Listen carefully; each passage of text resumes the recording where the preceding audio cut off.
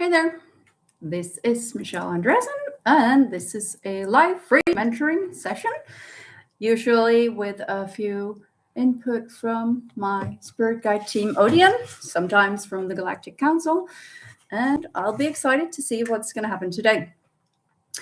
So it is July 6th, 2026, and I'm not going to speak a lot right now because I'll wait for people to have the possibility to get in here. But I'm going to type in the chat that you're free to write your questions. I don't know if it's going to make a lot of noise. Write your questions and get answers on spiritual topics.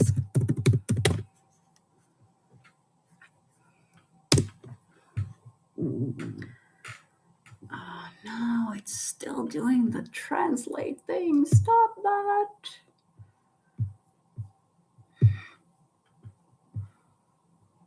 How do I get it to not translate it? It is so annoying. So, Aquadivin. Hello, Michelle. Hope you're having a wonderful day. Hello, Aquadivin. Nice to see you. Yeah, so I'm here with you people, so it's better. But if anyone out there feels like doing some healing, my shoulder has been killing me for over a week now, so I'd love some help with that because for some reason I'm not able to do it. And that's just the amazing thing about being a healer.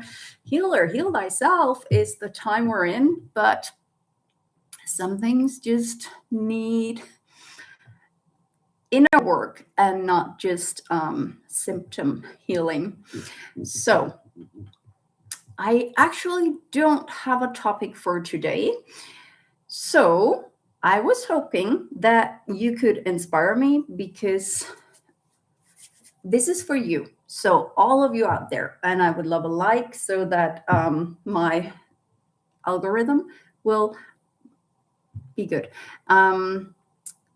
So any questions or anything, because I usually have a topic that is decided more or less by my spirit guides or the common issues that people seem to have that I come across the week since last time.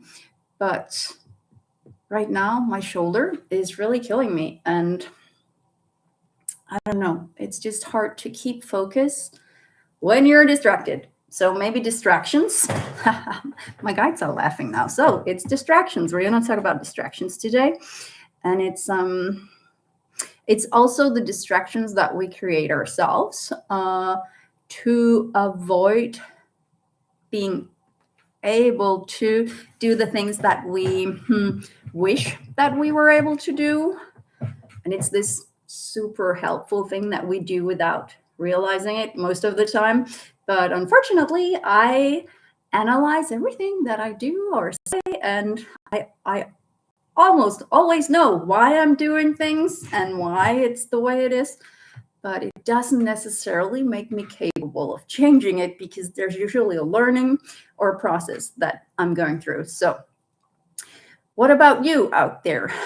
Do you recognize this pattern in you? What kind of pattern do you have, or what pattern have you noticed other people having? Maybe it's something specific right now because we're going through changes.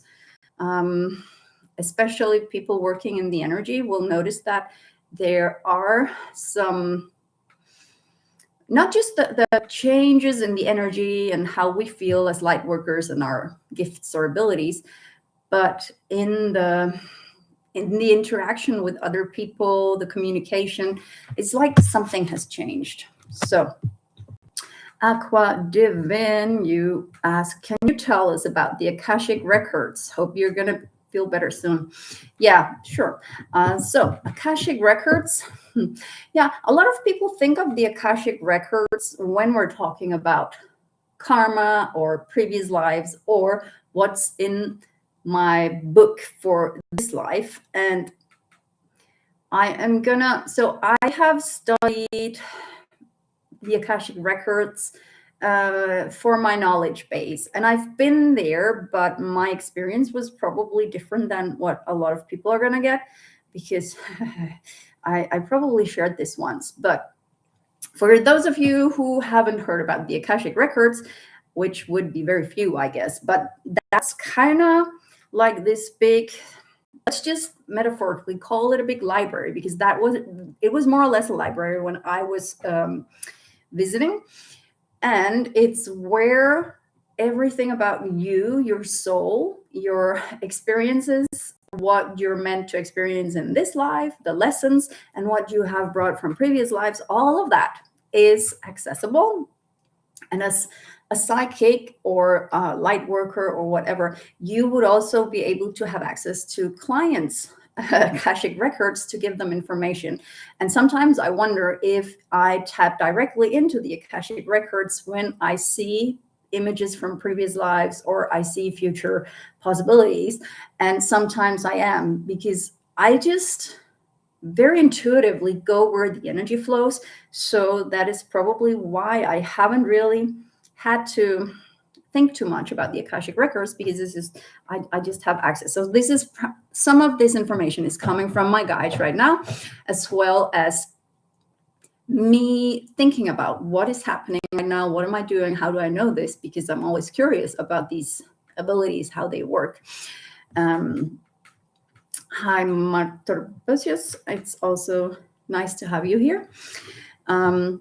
But as for the Akashic records, the future is not set in stone. What I have been shown when I was up there, I wasn't even going for the Akashic record. A lot of people who have been there do see like books, and I've just been listening to the audiobook, The Akashic Records by, was it Sandra Ann Taylor, or well, one of the Hay House authors. And how she explains it is also that some people will see actual books, but some will actually like go to a computer screen or have a display, or more like a movie. It's quite different how people access it, and there's no right or wrong. For me, when I was there, I did not know what it was. I was okay. This is gonna sound. I found myself flying on a dragon. It was in a meditation, and I came to this castle-like facility where the dragon kind of friendly dropped me off on the stairways up to the entrance, and a guide was waiting there to invite me in, and I walked in, and then this whole castle thing was like a big library, and it was so, calm and nice, and I felt at home. And everyone, there were a lot of people working in there. They were looking in books and writing in them and putting them in place, and it was old books, and it just looked very old-fashioned, but also like magical. Like the books were almost glowing, and people were, I think they were wearing white the way I saw it, but this was how I saw it. And I do believe that we get the images that will make us feel comfortable or at ease, or that will make sense for us. So some people see very different things. And I got really, when I realized this is the Akashic records, I'm in the Akashic, I'm going to read my book. I'm going to find my book. And I was guided. And then the table was there, and the big book, like this big. And I was so excited because I was going to be able to read about my life and my future. And so I sat down, and I noticed there was a pen next to the book, or maybe that was afterwards. Yeah. So I opened the book, and there was nothing in it. Blank pages, lots of them, but nothing.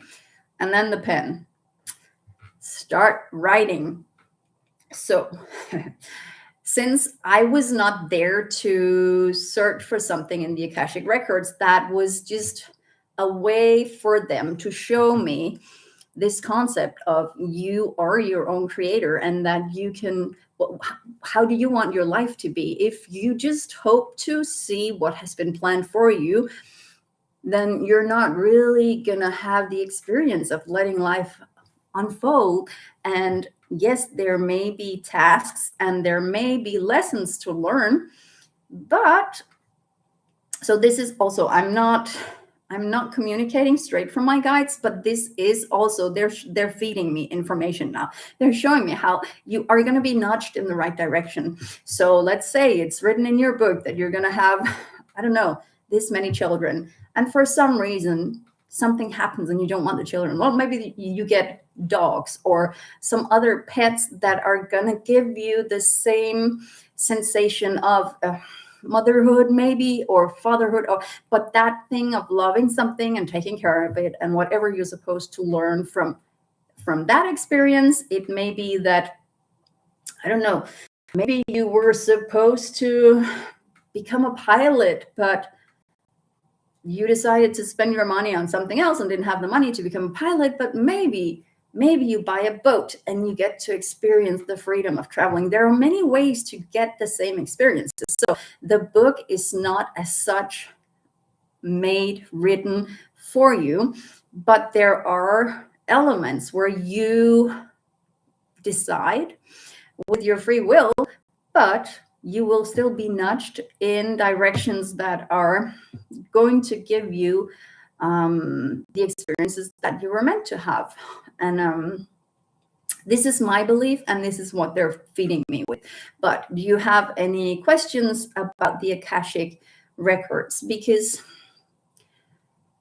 I haven't really gone deeper into it, because when they told me the whole, you don't have to worry so much about what is in the book, because you are more or less the author of your own life. So how do you want your story to be?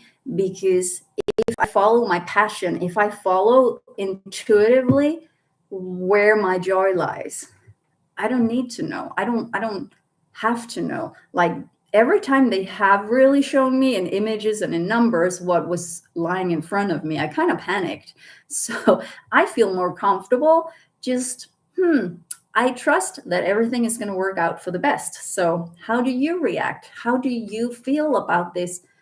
I may have a destiny and it is already written, and everything that I have experienced in previous lives is also available for me to access. And by the way, it should be easy for anyone who knows how to meditate and go into that connection with your guides, your higher self, to access the Akashic records, to simply ask for it.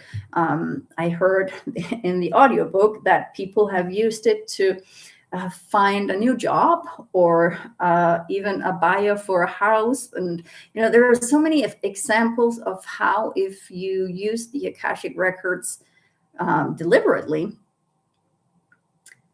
you really can have access to all the information, and you can use it for your own greater good. And it's actually not a bad thing. Like, what you're gonna be able so I'm asking here, so what you're gonna have access to of information is, sometimes you may have access to other people's information, but it's only if you were meant to cross paths anyway. So it's not like, oh, I'm gonna find a new job and I'm gonna write it in there, and then someone has to lose their job for me to get that. That is not the kind of power you have as such, unless that person needed to be fired or to find something new. Then you're helping them to move on their path. So there's always a reason for all these things. So we do have some saying in it, and we can affect it.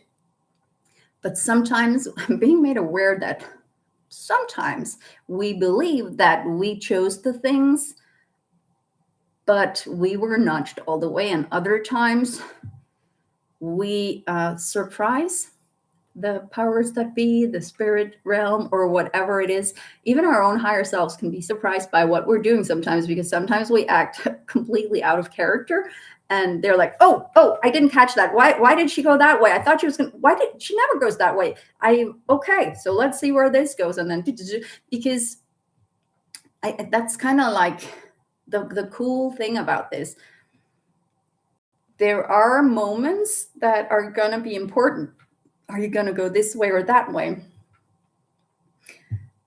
but they're showing me now movies like, they're showing me the Sliding Doors movie. It's an old movie, where it plays out. I love that movie so much. But what if you missed the train that day? Everything in your life could have changed. So if you take the next one, you're going to meet different people. You're going to get somewhere at a different time of the day, and everything could have been changed. But those big things, if you missed the train, that's not how they drop the ball. They're not going to make everything change, because it's the little things. But knowing that a little thing can have a big impact. So I would so love for you to give your input on these things with Akashic records, destiny, purpose, because I also feel like a lot of people being of service or calling themselves light workers or energy workers or healers or spiritual people, they feel as though they have to be in the service of something big all the time. And I even had one client the other day who said, when does this stop? It's so hard. How this mission of mine, how long do I have to do this? And it's not like that. If you don't want to help people, or you don't want to do that specific thing that you feel called to do, then you're doing something that is not meant for you, because it's not supposed to be hard when you believe you're following your purpose. There might be lessons to learn, and that lesson could be, well, why do you do all of that? Why don't you ask for help? Why don't you find an easier way to be you? There are so many things we can take in from whatever it is that is pulling us down, when we feel that there's something we have to do. There's a big difference between feeling pressure to do something and feeling that urge coming from within and knowing that this is going to be good for me. It's not always enough that it's going to be good for everyone else and that you're doing your thing to save the world or save people, if it's draining you. And we're not supposed to, they're saying, Michelle, careful with the word choice here, because some people are actually, a part of their mission could be to drain themselves in a way as an example for others of how not to do it. So thank you for those who are no longer here, who had to be the example for us. Yeah. So for me, actually, the whole mediumship thing was very, well, it called me for a long time, and I was very curious about the whole, not just like I'm an evidential medium, so mental mediumships. So I get them in, and I just, like in a psychic reading, I talk about them and I let them show their personality through me, and I communicate, but I don't let them use my body as such. I don't, there are the people who where their facial features can change, and they have maybe, I'm forgetting, ectoplasma coming out of their nose or mouth or somewhere else from the body. But they have found out that ectoplasma thingy, it's coming from your organs. So it's actually taking a toll on the medium when you're doing that part. The physical, I think it's called in English, physical mediumship. And I felt, cool. So then you can actually prove, so people can see the faces and they can hear the actual voices. But I don't want to do that if I am going to die from it, if my organs are going to be damaged, just to prove to people. If they need proof that much, then maybe they're just not ready. If they cannot have faith, well, then they're not there to work for me. So we have to really sense into, what are we willing to sacrifice? Is it really our purpose or our mission to be sacrificing our own health or security? And if it feels as though it is, and you're not saying, when does this mission end? I don't want to do it anymore. Well, then find out where your flow is and where it feels good for you. Sometimes you just need a break, and especially in these times, that's what, like, read the horoscopes, read the energy forecasts from the people who are doing all the channeling things. This is really a time for people to take care of themselves, because a lot is happening. Yeah. Okay, so no new questions or anything. So I'm just gonna ask Odeon then to tell us a bit about what is happening. And if you don't know Odeon is my collective of spirit guides, and they're called Odeon because I have a reluctancy to have individual names for the guides I work with, because they've been changed so much, and I tend to bond to people, and I lost my favorite spirit guide who I thought was the main one, and it was really hard on me. So now I don't want to get to know them by name. So Odeon is like a consultancy firm, my collective of spirit guides. So it's like a school or a company, and they just come and help whenever needed. So I never try to find out who is coming through when it's from Odeon. Sometimes I channel, and it can be like, so I have had, like, Louise Hay came through one time, and that was really difficult for me to process, because I did not expect that, and I did not invite her in, but I was open to whomever. And I feel as though it's going to be Odeon first, but if someone else or whatever is going to come, then we'll see. So now there is Angelique. Hi, nice to have you here again. So I would like to expand on my journey and understand what you mean by writing life for ourselves. At the time, I feel pulled between too many things. Can you help me identify if it's fear or a belief preventing me from fully stepping into it?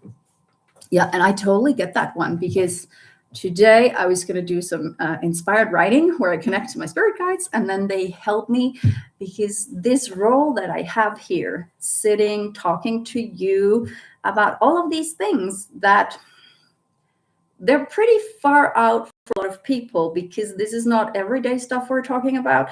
And I have a lot of things that I just know and I believe and I have no doubt. And then there are other things that are, just like I said, I don't want to know who they are. And it's also because I still have a fear of stepping truly into the role where I'm afraid of you or of anyone who might come across my material, that they put me up on a pedestal. So my fear of stepping into the light was actually what Louise Hay was referencing when she said Michelle is afraid of alienating you if she talks about things that are a bit, I don't remember what she said, but my fear of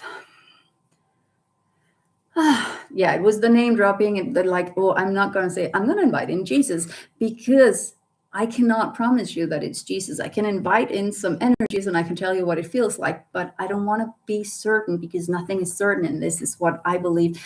But what Louise Hay was saying was, Michelle is afraid of alienating you, but she doesn't realize that by playing it small, she's keeping her audience small. And that really, it stuck with me, because I don't want my audience to stay small just because I am afraid of people expecting too much from me. So the whole fear of expanding the journey, of creating our own lives, there's both the fear, and that was also some of the topic last time. It's very common, and I'm getting a yes. It's not just fear. I am tapping into you, Angelique, but I just want to end this on, for me, all of this work that I'm doing here, I have spent a lot of time stepping out of the normal life, of the structures of like the hamster wheel. And I worried that if I put myself in a situation where people look to me for answers, because I'm not the one with the answers, my guides are, and you all have access to that. So I sometimes worry that people will think of me as the expert in all of this. I do have a ton of information, but I don't want people to think that I'm more than or better than. I just have some things that I'm good at because that has been what I have spent 5 years deep diving without. I didn't have a permanent job 9 to 5 the last 5 years. So I've really had time and the privilege of doing this. So of course I have it easy compared to some people who has a lot of stress and the work and all the other things that the hamster wheel provides. So let's see what is going on with Angelique. So writing life for ourselves, pulled between too many things. And if there's a belief preventing you from stepping into it. So you're using a lot of the same words that I have. And it is, yeah, so the fear of stepping into it. So I totally get that you say, or a belief preventing me from fully stepping into it. It is because you see yourself stepping into that. So it's also a spotlight thingy that we can be afraid of how people react if we are suddenly super confident, because it should be that we want everyone to be super confident, but that's not how this world is built. If people are super confident, other people tend to pull them down because they make them feel less. But if we could all be super confident, then wouldn't that be amazing? So we could support each other. I'm just going to see where this fear lies for you.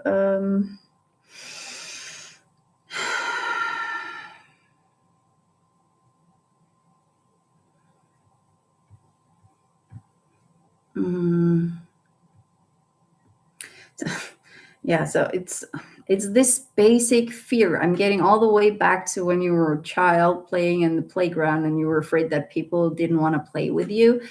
And this is a common fear for all of us doing this, because we're going to be the weirdos when we're talking to people who do not believe, who are skeptics and who do not understand. Then we are the weird ones and not them.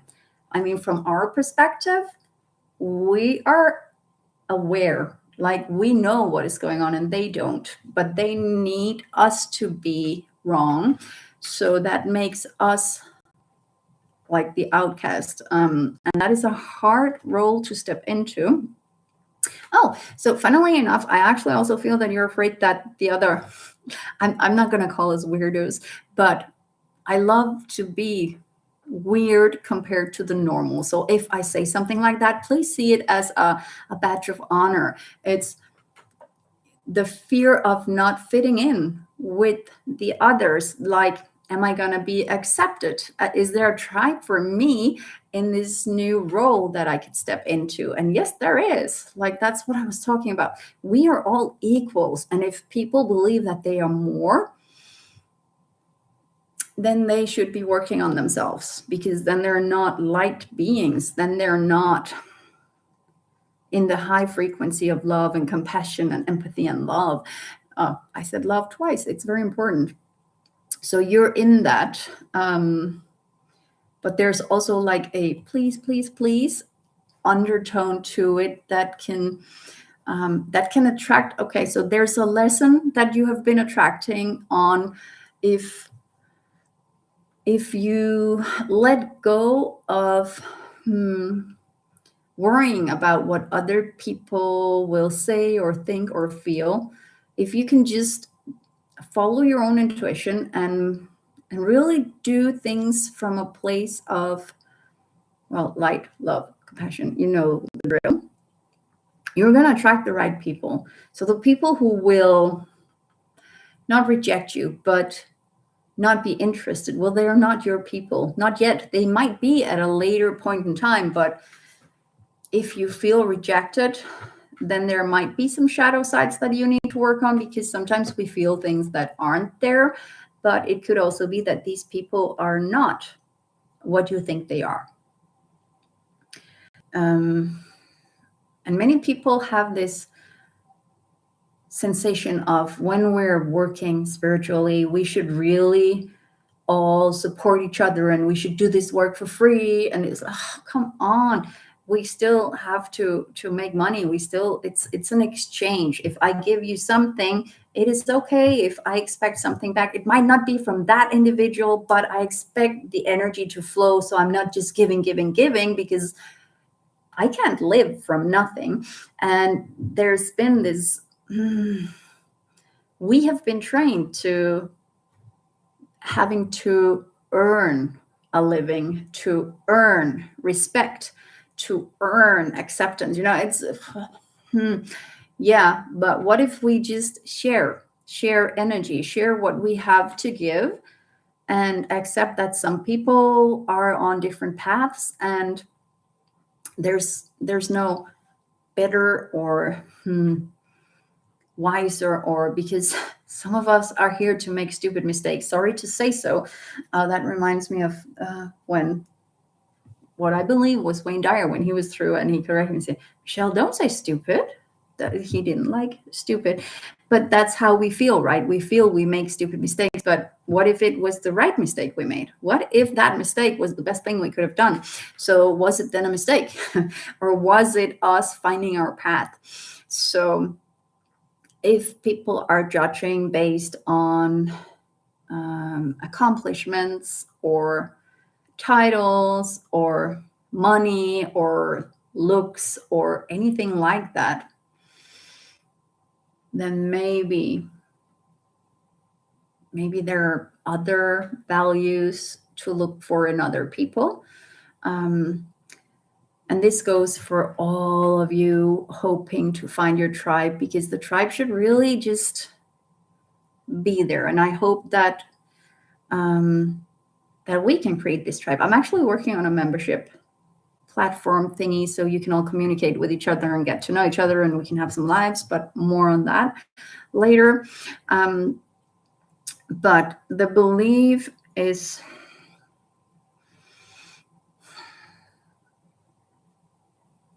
Angelique, I really feel it's just you already know what's pulling you the most, and there's some procrastination. Like, I feel if you were to okay, they're showing me an easy way. So I feel like there are 3 things that are like the top interests.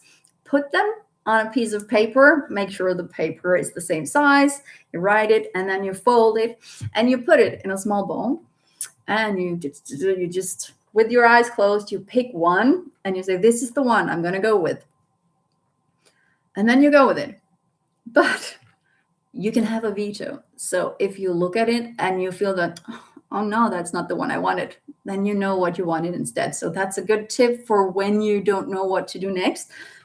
But you know it's going to be one of these 2, 3, no more than 4, because then you can go on forever and finding excuses for picking another note. So I hope this makes sense for you. And about writing your life,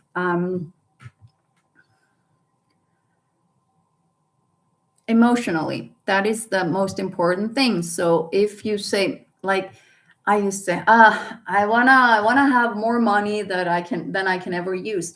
But then ask why. Well, so I don't have to do a job that I hate, so I can have a freedom and security for my family. So it's always the why behind it. And it's usually the emotion. I want to feel safe.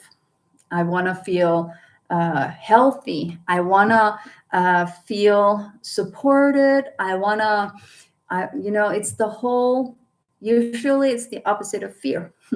And what makes you feel loved and comfortable and safe and happy, satisfied with life? What will it take? Because it might not be a specific car or that house or living in that city or living in that part of the world or having these skills, because some things they might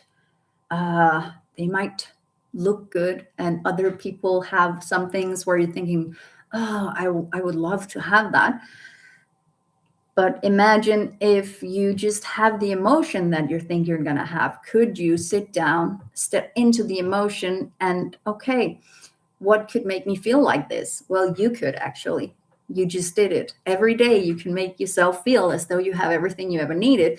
And if you get into that vibration, you start creating, and you can then imagine, okay, from this perspective, I'm going to write a journal, and I'm going to write my own Akashic records right here. So I have this amazing job or career where I am working with amazing, open-hearted, kind people every day, or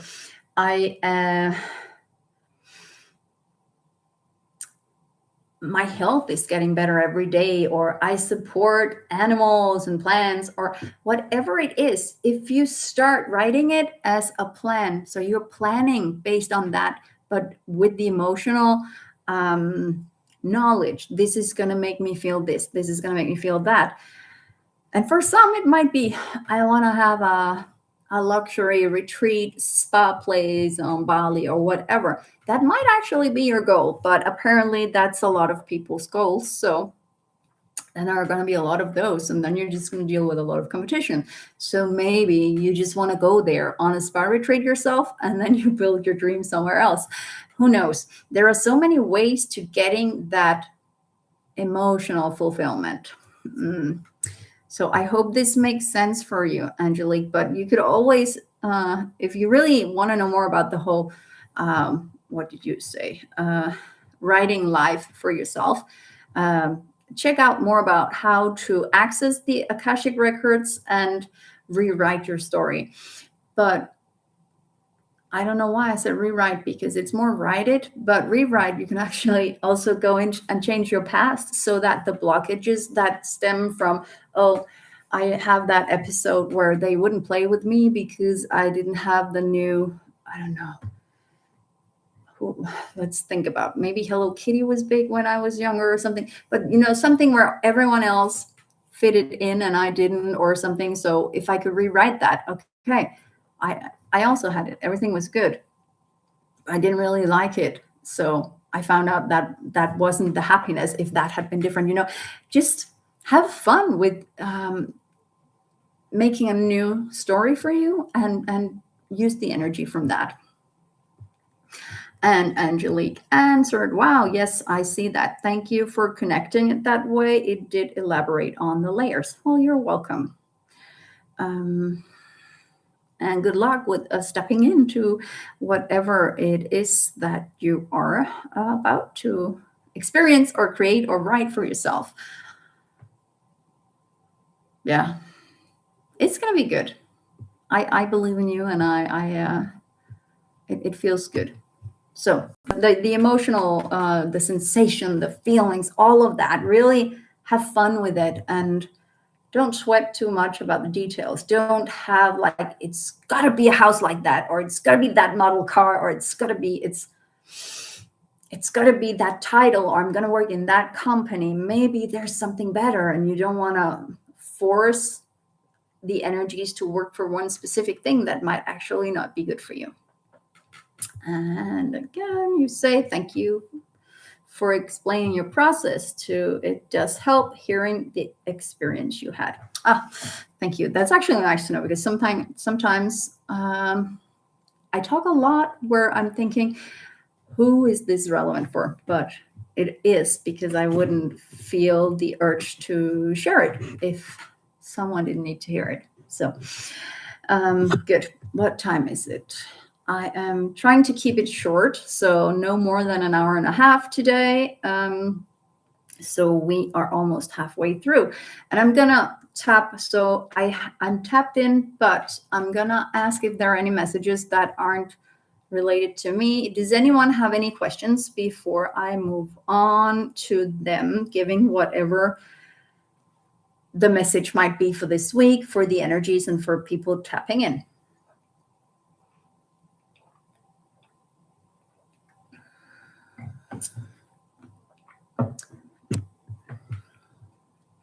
So we have, this is a tough name, Sieves MC. Sieves MC. I hope that's how you would say. You say, and welcome. I haven't seen you in the comments before. I don't think so. So I'm happy that you're here. I have a great opportunity to make money in a way I've thought I've wanted to, but now it's not feeling right. How do I know if it's just fear and limiting beliefs blocking me or if it's my intuition? I'm just going to tap in and see what's coming. Um, and Tina being Tina, hi, nice to have you here again. Oh, great questions, USMC. Yeah. I love that you are skeptical towards the great opportunities, because we shouldn't question when a great opportunity comes by, but if it doesn't feel right, we definitely should. And it's so awesome that you also notice it could just be you preventing you from having things easy, because that is also what we are super great at doing, like no, and no pain no gain. It's really, we have been trained into not believing in things that are easy or seems unlikely. But let's see. I get a bad taste in my mouth. So I don't know if this money is, I feel some, as though the way the money is being made. So this, I have to say this so that I don't offend you or anything, but I'm just seeing, like, putting money on stocks in oil companies and arms companies. I'm not saying that's what you're doing at all. It's just that behind the scenes, there might be something that a light worker and, a spiritual person would not deem morally right. And I do feel like there is something wrong there. But I have to make sure that this is not your sensation about it I'm getting, but behind it all, because that could also be your self-sabotage that is convincing me this. So I'm just gonna ask Odeon to kind of step over that to see what's going on in your case. I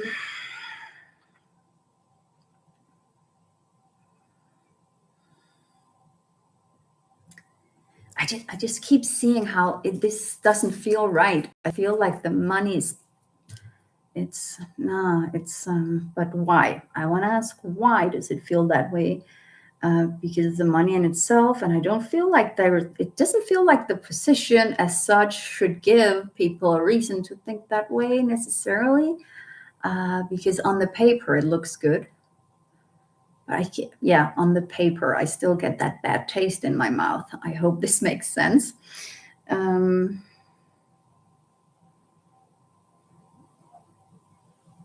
And I also feel like you would be risking something in this job. It's as though the people behind the scenes are not having any risk in this, but you might actually it might have a negative impact on either your name, your reputation, or your economy if something goes wrong. I feel as though people are washing their hands behind the scene, and it's not that you could be a scapegoat. Maybe it is. There's like a hint of that in it. Is it really about, because I keep seeing like you with money or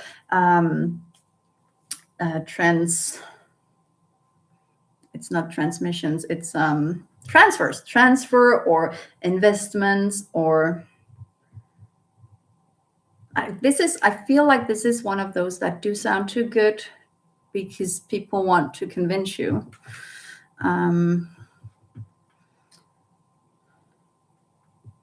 You're saying, yes, it looks very good from the outside, non-profit, etc., but I would be taking something big on. It seems silly to let it go and go out on my own, which feels so risky still.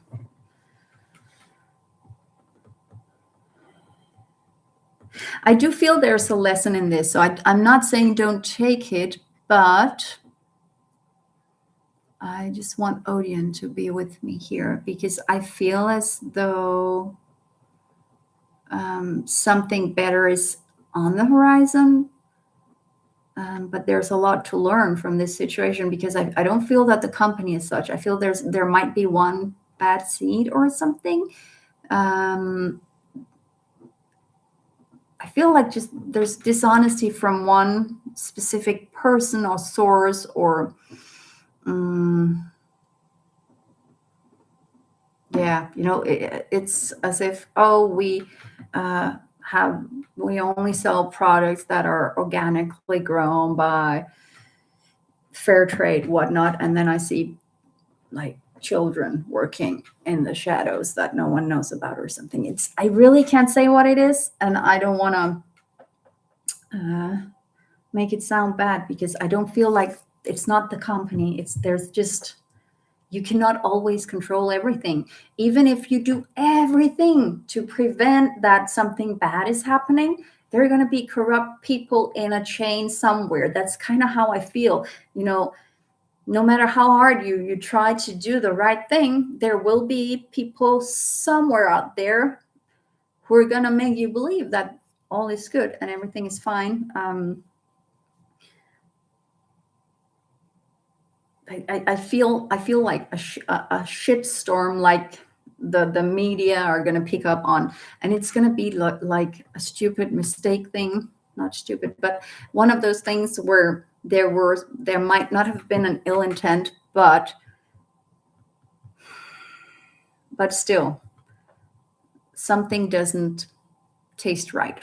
I hope it makes sense to you. But it's not, there's no warning for you not to do it as such, but maybe get more involved in what is going on behind what is actually like the things that is not only your future area of responsibility, because I do feel like it's gonna land on your table, whatever it is that could go wrong. But it is up to your intuition. Look into it, and I see it could be your stepping stone to moving on. Maybe you'll manage to find out what's wrong and stop it or something, but it could be a stepping stone for you to realize that, what is it you say?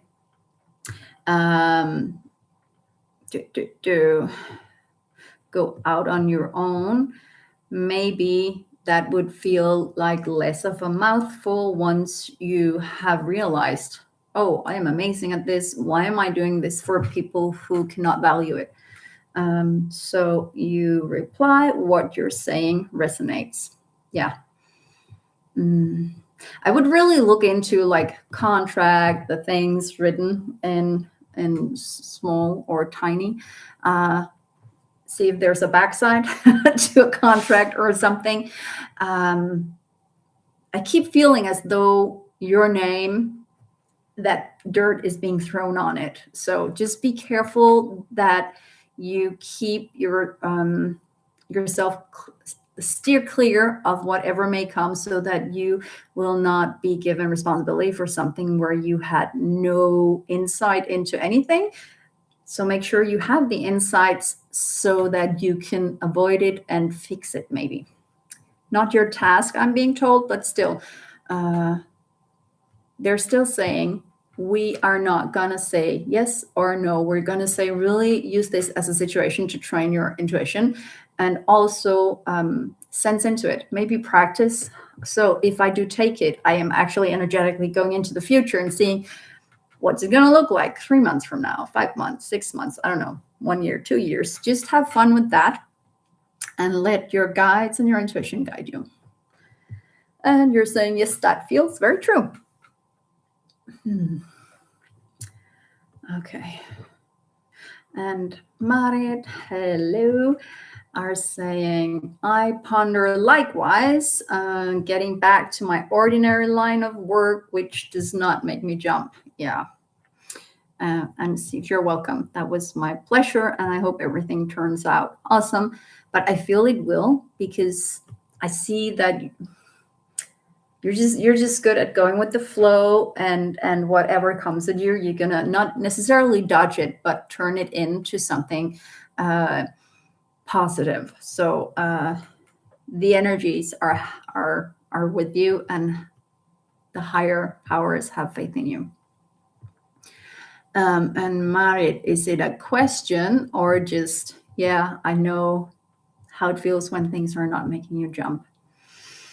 Mm,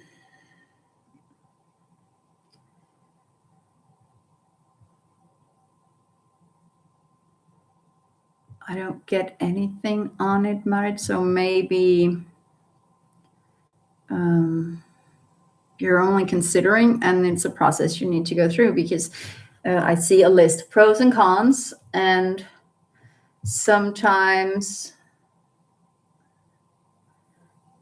I'm also getting there's like a halt in the energy, in the flow, in the passion for a lot of us. Many people are actually not able to sense right now, what do I actually want? It's as though we're being bombarded with a lot of heavy energy that is preventing us from sensing ourselves and our needs.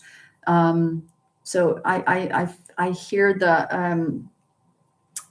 whole JOMO, joy of missing out, like get rid of all the I mean, turn off the Wi-Fi and don't have your phone on you. Give yourself some time without any interference in uh, all the signals that are coming, and see if you can just feel yourself and nature and your guides and everything, because there are so many inputs affecting us that we haven't necessarily invited in, but some things are working hard to disturb the peace and calm that is necessary to be truly connected. Mm. And Marit says a sort of a question, yeah. um, but try the I really, so they keep showing me to leave all the devices in the house and go in the garden and find a corner where it feels natural, or go into a forest. And now I'm thinking, oh, I don't want to go that far without my phone. What if I fall? And that's the fear-based thing that I did. I wasn't afraid. I loved being out in the forest, in the woods, having fun when I was young, before we had the stupid phones all the time. Now it feels unsafe to not be able to call help, or what is up with that? We have become addicted to devices that we didn't need previously, because we relied on ourselves and the people around us.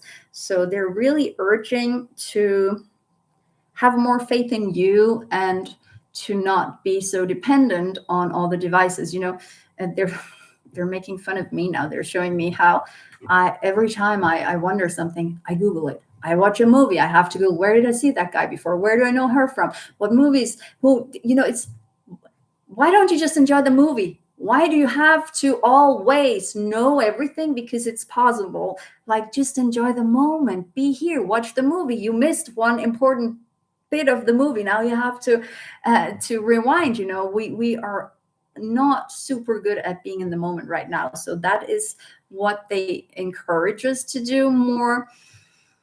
Like, log out of the busyness, of the being connected through whatever device or whatever you're addicted to. See if you can become addicted to your own energy, to nature, to being natural. And Marit said, I sit alone in the cabin in the woods without electricity and water. Yeah. So you say, I sit alone in a cabin. So that couldn't be right now, because right now you're in front of a screen listening to this. So yeah, but that is a good place to really tap into to yourself. And I also hear that you ask a lot of people for advice when you already heard the answers inside of you. You're actually good at listening to your own intuition, and you somehow, oh, it could be, maybe I could do that. Yeah, that would be good. That feels right for me. And then, but what if? And then, what do you think? What do you, is like, trust yourself more, because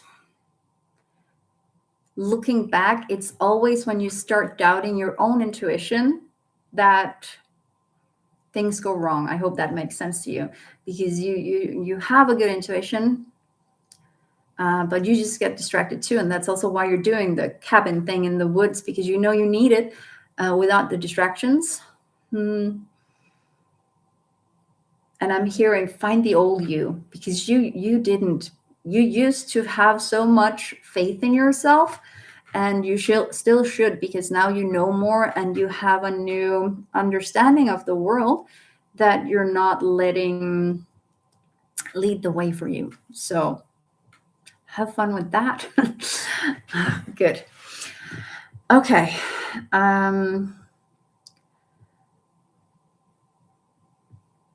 I just feel married. I was actually gonna tap out now and tap into Odeon, but the whole alone in a cabin in the forest without electricity and water, not in the forest, in the woods, but is that also something you've been planning to share? Because I feel as though that could be where you contribute, like helping people get by with less, helping them appreciate the simpler life, because that is of great value in a world where, like, I have my phone, I have my tablet, I have my laptop, I have my other computer in the office, and it's like I don't need all of these things, but we believe we do. And some people buy the newest model all the time. It's like, what do you do with all the things that you don't need anymore because you need the newest upgrade? Why? It's still, you can still call, you can still check your email, you can still do all the other things, but we have been brainwashed to wanting something else or something more, and many of us are beginning to see that as an unhealthy pattern. So what is it emotionally we really need? And that is hard sometimes to check out. So now they're showing me again that metaphor for, if I don't have like Hello Kitty like all the other girls, maybe they're not going to play with me. And it's the same with, if you don't have the newest iPhone or the newest whatever. I mean, who cares? If they're that superficial, then they're not my tribe. My tribe will not be showing, look what I bought with all my money and I'm better than you. Then that's not my peeps. So who do you want to hang out with? Yeah. And Mari said simplicity in its core. Yes, that is me and all of us, really. Yeah. So that is where I really feel that you can share things that are of value for people. I don't know, living off the earth. Like, I feel like the whole nature woman thingy is something that could be good to look at. I don't know what it is that you do, but basic and raw is what I'm getting as good positive words. Yeah. Okay. So now I am gonna ask Odeon what they have to share with us, and let's just see. I'm just gonna take a sip of my water and ask if there's a message for all us developing our gifts and what we need to know.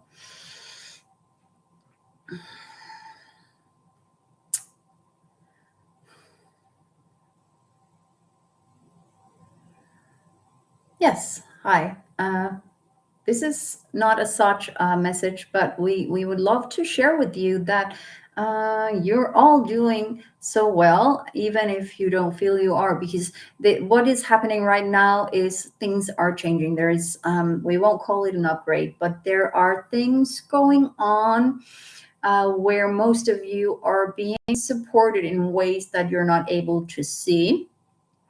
Some of you are learning how to support yourself better. So if you feel like pressure has been a bit, let's call it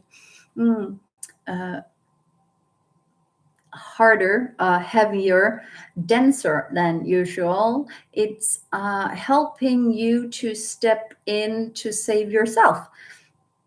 And the message here, the core message for us is that there's no need to fear what is going on right now, as long as you trust your own intuition. Some people may appear to be working on your behalf or for your greater good, because how to put this?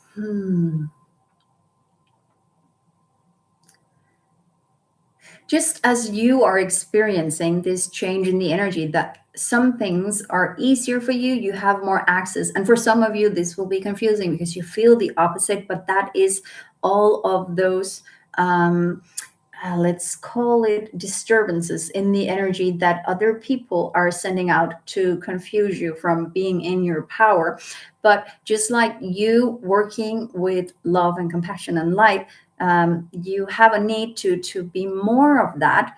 Well, people who are working not for that are being more aggressive now and will try to take advantage of, because they will be drawn to the light that you have, as they see it as a way to get more for themselves.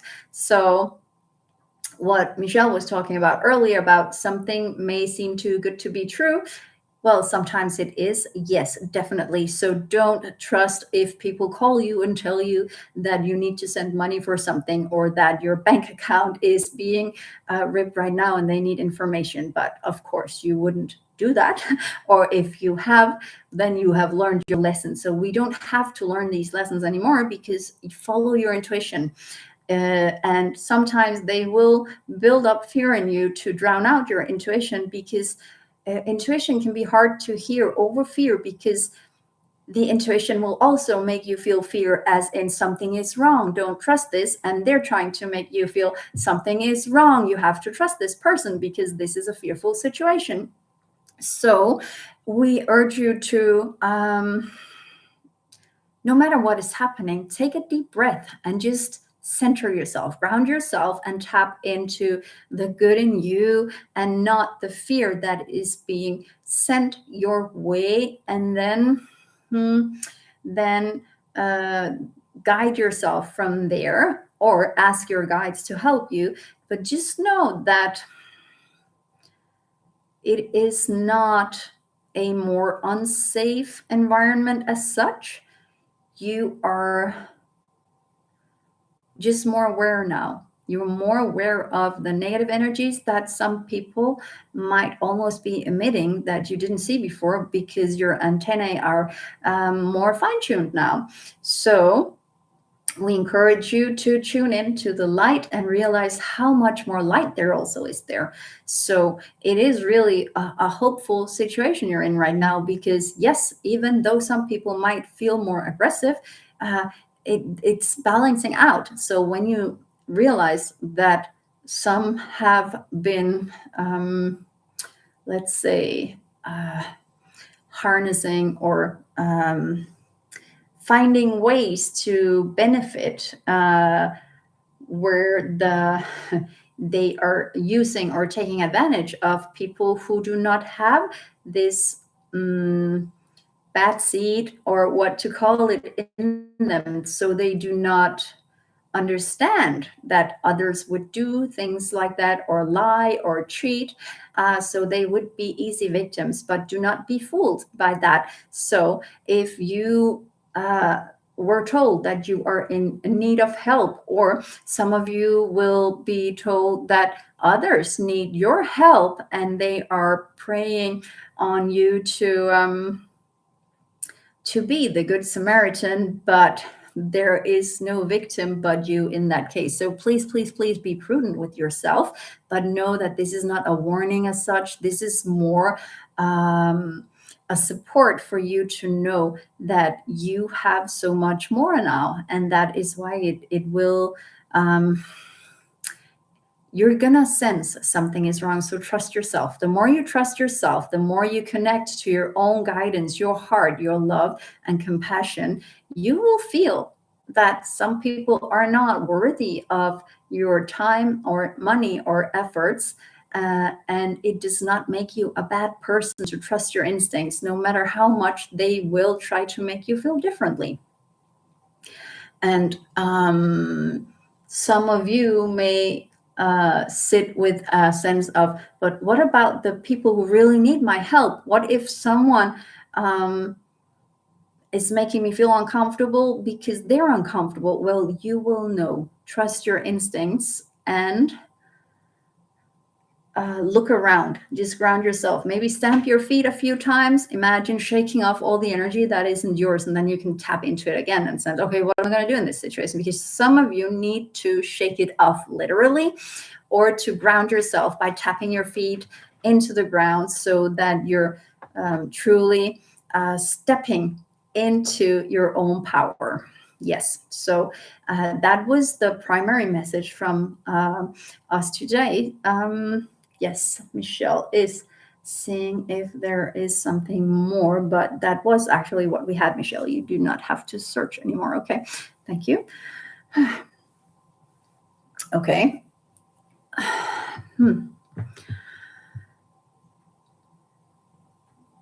So that was, that didn't feel like one of the guides I usually had through. It felt more like a simple message delivery or something. So I hope that made sense for you. So they really wanted to comfort, and I'm not sure that came through because a lot of us are visual, so we keep imagining the worst and we worry for the humankind and for the goodness and for the evil out there. But the main message was really trust yourself and learn how to find yourself in any situation. So start in the comfort of your own home when you, okay, this is me feeling safe. So how does it feel when I'm not safe? How does it feel? You can just imagine someone calls and they're telling you,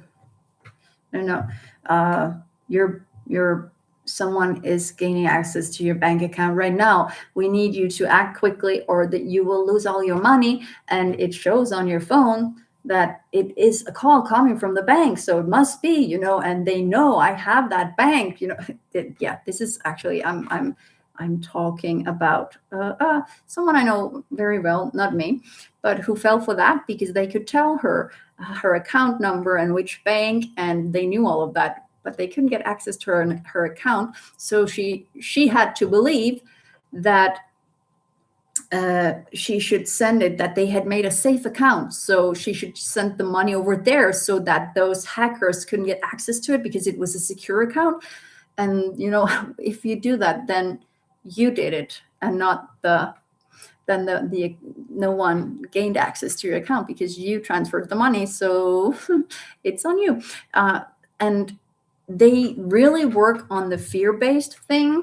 So if they make you feel fear and the urgency, it has to be quick or they're going to get access to the money. And so this is just an example. If you can think about being in that situation, like how does it feel, and knowing that these are people trying to take your money away from you, where does it feel unsafe in your body? Where would you feel like you needed to protect yourself?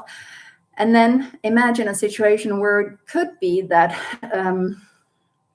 someone you love comes to you in person, someone you trust, and it's like, I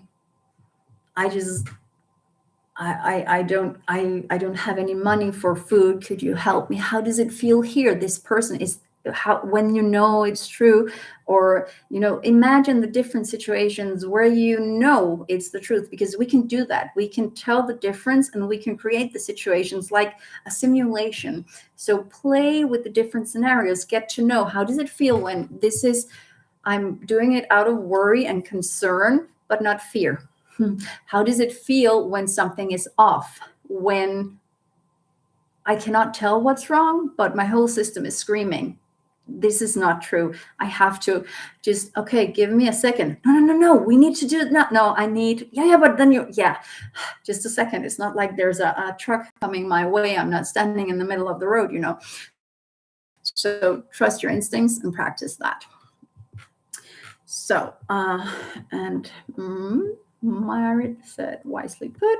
And Lily said, Lily 00012, the boundaries I have set being in my own light and trusting my own instinct have been developing. There's still some cords with family, I feel. Have I crossed into cruelty with them, or is this right? I feel I'm in a process as you're describing right now. Yeah. So I'm just going to make sure that I'm not connected to anyone else. I'm just going to go into this, Lily. Have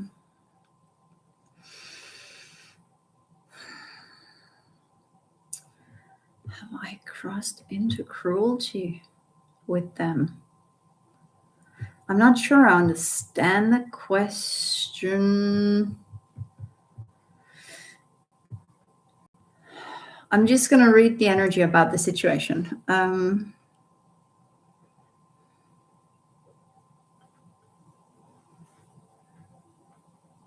So I feel there has been some. I'll not. I was gonna say, I'm not gonna say exaggeration, but I'm looking for a better word than that, because it's not as such. It's things that have felt worse than it was, and words that were said that were misunderstood or said in moments of, well, despair, frustration. So the cords, they're not just linked to the family bonds, but to previous experiences and expectations that weren't met earlier, and the expectation of it always being like that.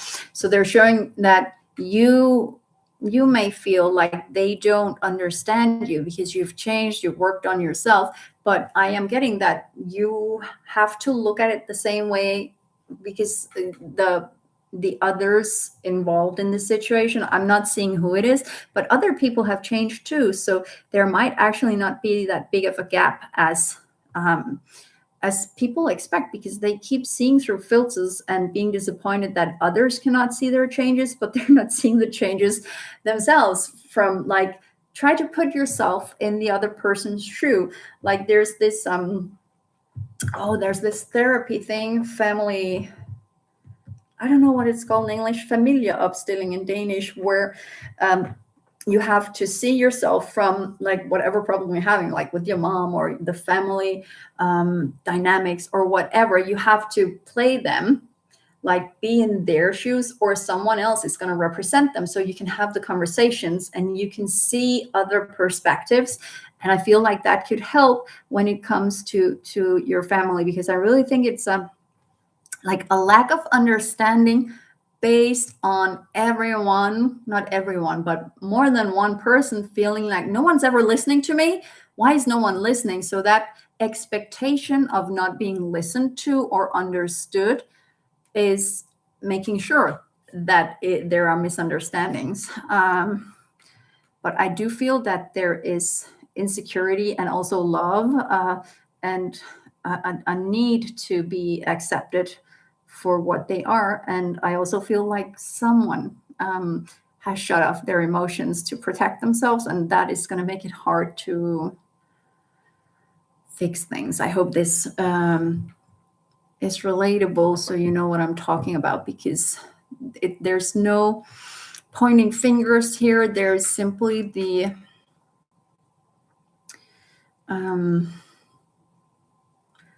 suggestion to try to see it from another perspective, like put yourself out of the situation, be a fly on the wall, imagine a conversation, either one that has happened or could happen. What would that person say to that person, and why? Oh, interesting. What if then you could be a third party in the conversation? What would then happen? Like the whole,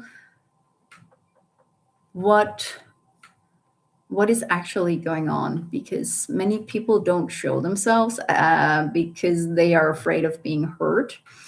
And some people just give up in advance because it doesn't matter what I say, because you're not hearing me, or you're misunderstanding me on purpose, or they're making me feel like when I was a kid, it was like, I must be an adopted princess or something, because we are not even speaking the same language. I felt so misplaced in my family. And still do at times, but I don't blame others for not accepting me. I love how I have learned to not expect others to give me something that I need, because I need to give it to myself first. And once I'm there, I don't have expectations as to what they should do or give, because they have their free will. Like, if I feel like you have to show me love by buying me things, and things you know I'm going to love, not because it's something you like, but it's something you know that I'm interested in and that I need, and it's my favorite color. And we set a lot of expectations up. So what if we could just be grateful for the thought, and not, so this is actually truly what my family knows, not to buy me anything unless it's specifically on my list or from a link, because I cannot fake surprise. I'm not able to say, oh, amazing, I love it, thank you so much, and think, I hate this so much, now I have to find out how to get it changed for something else, and why did you do that to me? It's like, and that's ADHD and some autism thingy. We all have these things, but I have learned from that, and we can all learn from it. So the less expectations, especially from other people, because I know my husband, he is not capable. Like, I've had him for almost 25 years, and it's my last birthday in March. He bought me a gift that wasn't what I wanted. It's like, you promised me you wouldn't do this. And he thought, I'm going to be nice anyways. So he bought me something. We had to go change, because what was I going to do with it? I told him it was a blanket. I wanted a specific blanket. He bought me another one. I didn't want that other one because it didn't, it's the whole, but he wanted to surprise me and do something nice. So if we try to accept that people don't do the things we want them to do, they do the things they can do with their best knowledge and their best abilities. And it's really hard to communicate with other people because we speak different languages. Like, some people are like, they're the giraffe language, is the love language. There are people who say things, there are people who do things, there are people who value time together. And the more you can release the need for it to be something, the easier it is. So I hope this makes sense for all of you out there struggling, especially with family bonds and the whole feeling misunderstood. Sometimes it's actually not on other people. It could be how you want them to show that you're understood. So the more we can just try to accept and be in what is, and also set the boundaries. Like, sometimes abuse, no, don't accept that. Sometimes maybe find out what's under it, but don't stay in that. Like, set your boundaries. But we are luckily not alike. We don't think alike. Hopefully soon we'll be able to read each other's minds, so we know how to buy the right present and how to make people happy, if that is our goal. But we're not there yet. So let's see. So you say, let's see. Yes, I was cutting off the flow of energy, being mostly in my own perspective only. And yes, I understand the cutting off their emotion. That must be my father.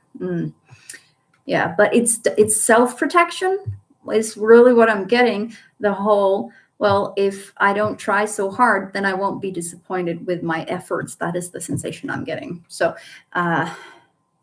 so to get back to the original question, there are chords crossed into cruelly, or is this right? Just look at what is cruelty really, and what is negligence.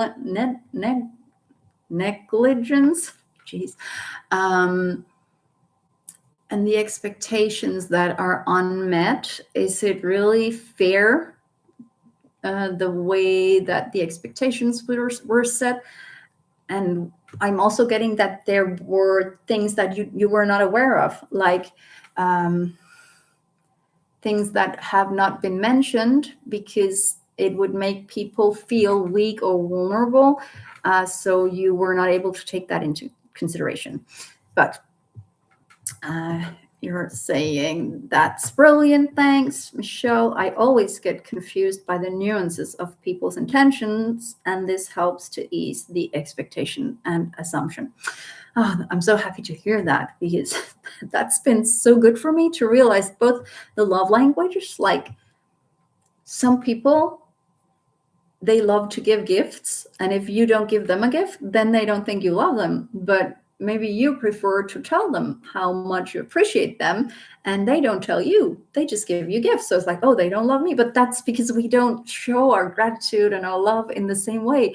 Other people are just clingy because they love to hang around you, and maybe you are not the person who loves the closeness, and then you don't see it as love, but annoying, and the other person feels rejected, but you might actually love the person, so you keep giving them gifts or whatever. It's, we have different ways of showing affection and love, and sometimes people get so confused because no matter what they do, it's misunderstood by the other person, so they just stop trying. And that's such a shame, because if we just tap into the energy behind everything, if we could feel that there's a need for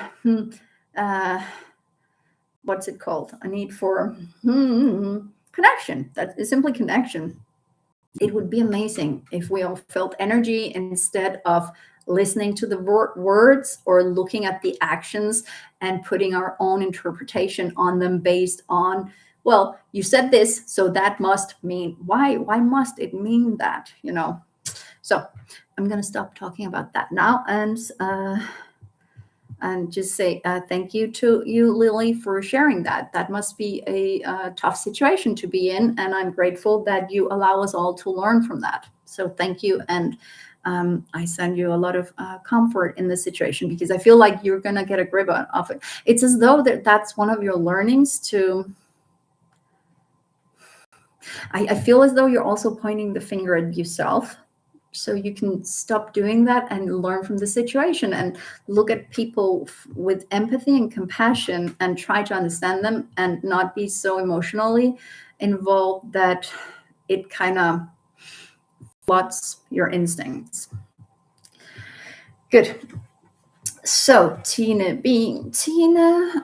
I am feeling more called to stop drinking alcohol completely, as I rarely do drink and feel better without it. I still have tendencies to drink to feel like I fit in. Yeah, talking about the group pressure, like Hello Kitty or hello beer, hello vodka, whatever, smoking, that was my big thing. I just, was back in elementary school or something, like way too young, in the outside by the toilets. You had to be with the cool kids, the older kids preferably. Jeez, that was so stupid. Good. So you are saying then, I would like to have more information about how alcohol affects me and people in general. Okay. I'm just going to see. Marit also has a comment. I'm just going to read Marit's comment and then go to Tina, and then I'm shutting. That was like the last for today. So if you have more questions, it's fine. Then I'm going to answer afterwards. But I'm really going to try and see if I can keep it on an hour and a half going forward, because it's a lot of time I spend on all you lovely people, and I really want to do it. But I also want to spend some time on building a community for us, so we can have more of these amazing conversations. And I'm actually going to do like a, like when Deborah has been there, we meet on Google Meet so we can see each other, all of us. And I would love for you to be a part of that. Maybe not on a live video that is going to YouTube with all of you, but something like that, so we build community and not just me sitting here and giving you all answers, because you are also all capable of helping each other or supporting each other, and that is my hopes for this.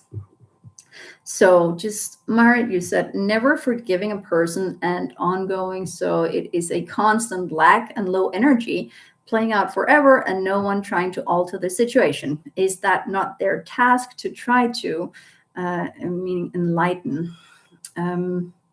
Some people are not able to forgive a person yes, it is a lack or low energy playing out forever.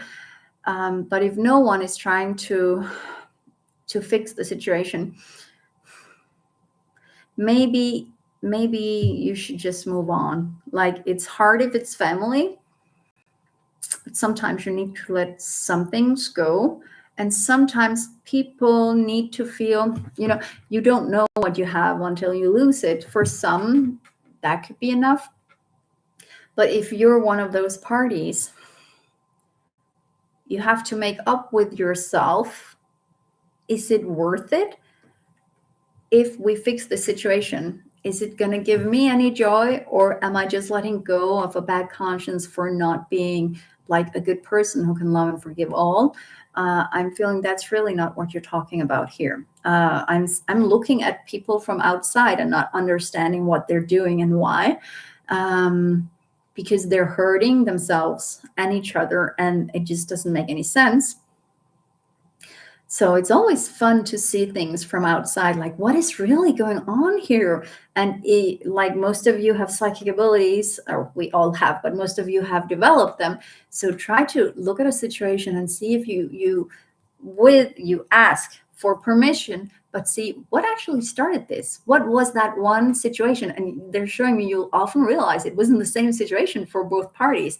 One person is holding a grudge for something, or the other is holding a grudge because of something else, and they think it's the same thing. Oh, it's ever since that time. It's like, no, that I haven't had a problem with that. For me, it was that time when, and it really is keeping themselves in a low energy, but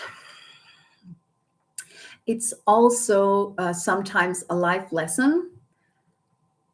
Learn not to drag around negative energy and shit. Just accept that you cannot decide what people do, say, how they act, what they feel. And sometimes we also have to accept that, I know what I said was positive. I know I meant it encouragingly. So when that person say they got offended or hurt, it's not my problem. No, it's not.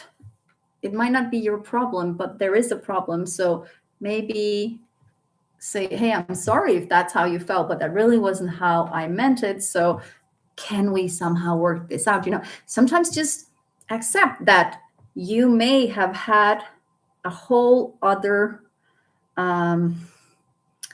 intention, but we can never control how it is received, also based on their previous experiences and such. So yeah, just for your sake, don't drag around all that old shit. I believe in forgiving, but forgive yourself. Forgive yourself for having been in the situation.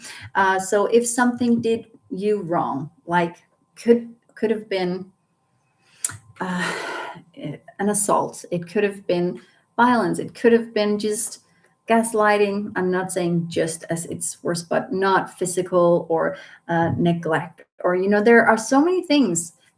But if you forgive the other person, don't think of it as I'm allowing it to happen again, but think of it as releasing the energy. I don't want to drag around this shit anymore. I'm sending it back. I'm saying, okay, you deal with it. I release it from me. I don't have to. I have the experience. I don't have to carry the emotions. I don't have to make that stupid mistakes and allowing others to do that again. I let it go for me because I deserve to be free. So many people think it's like, oh, that would be just like telling someone, I know you stole my money, but it's okay. That's not really it, because they should still give you back the money, or they should still be, I don't know, turned over to the police, or if you have enough money, then maybe forgive them in a sense of, if you do it again, I am going to turn you over and I am forgiving you, but I'm not allowing you to be able to do that again. So, yeah, good. So that was for the married question. So Tina, being Tina, was the whole with the alcohol thing. And we also have a Crystal Roberts saying here, new subscriber. Welcome to this live transmission. So I am kind of You say, are you able to sense if someone has special gifts? Yes, I definitely am. So I'm not going to be able to make an hour and a half today, even though I wanted to. And you just came in. So I'm going to so this is the last thing I'm going to do. Tina being Tina. And then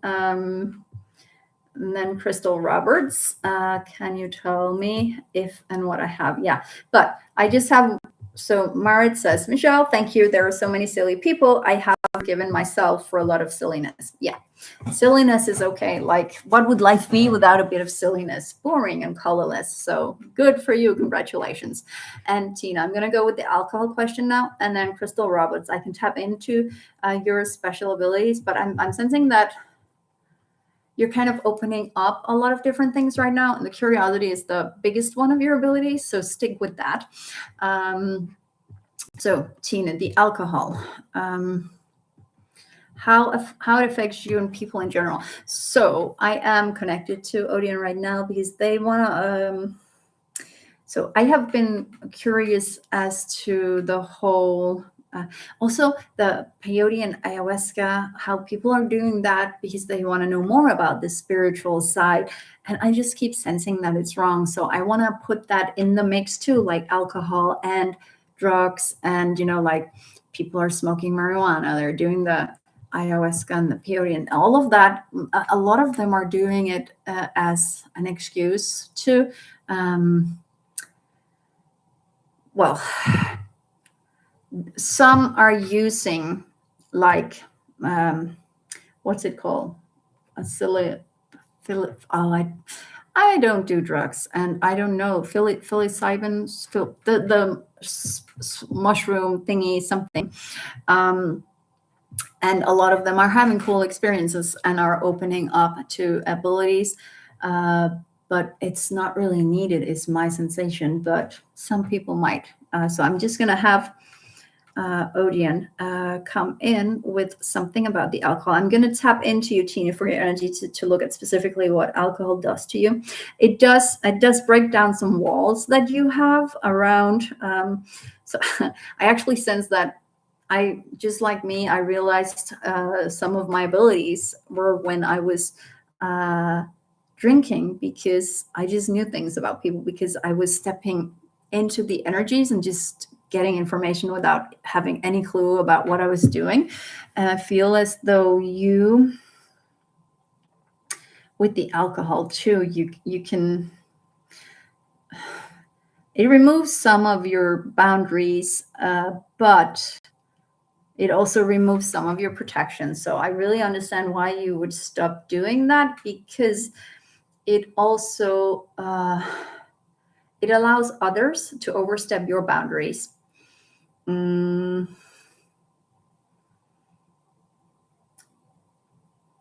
I feel as though your system is also kind of rejecting it. So you feel worse and worse afterwards, like it's not good for your system. I don't know, especially if you have a lot of sugar in combination with it, it's not a good mix for you. So what I'm getting is it slows down the pulses, the impulses,